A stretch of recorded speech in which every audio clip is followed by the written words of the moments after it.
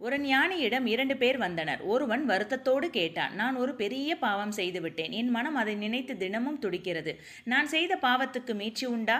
அடுத்தவன் ஞானியிடம் சொன்னான், நான் இவர் அளவுக்கு பெரிய பாவம் எதுவும் செய்யவில்லை. சின்ன சின்ன பொய்கள், சிறு ஏமாற்றுக்கள், இப்படி நிறைய செய்துள்ளேன். தண்டிக்கும் அளவுக்கு இவையெல்லாம் பெரிய பாவங்களா என்ன?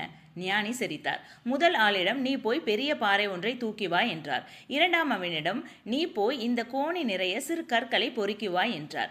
இருவரும் அவ்வாறே செய்தனர். முதலவன் ஒரு பெரிய பாறையை தூக்கி வந்தான். அடுத்தவன் கோணி நிறைய சிறு கற்களை பொறுக்கி கொண்டு வந்தான். இப்போது ஞானி சொன்னார், சரி, இருவரும் கொண்டு வந்தவற்றை சரியாக எந்த இடத்தில் எடுத்தீர்களோ அங்கேயே திரும்ப போய் விட்டு வாருங்கள் என்றார். முதலவன் பாறையை எடுத்துக்கொண்டு போய் எடுத்த இடத்தில் வைத்துவிட்டு திரும்பினான். இரண்டாம் அவன் தயக்கத்துடன், இவ்வளவு கற்களை நான் எப்படி சரியாக அவை இருந்த இடத்திலேயே வைக்க முடியும் என்று கேட்டான். ஞானி சொன்னார், முடியாதல்லவா?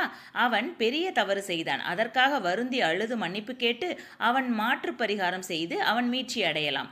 நீ சின்ன சின்னதாக 1000 தவறுகள் செய்தும் அவை பாவம் என்று கூட உணராதவன்.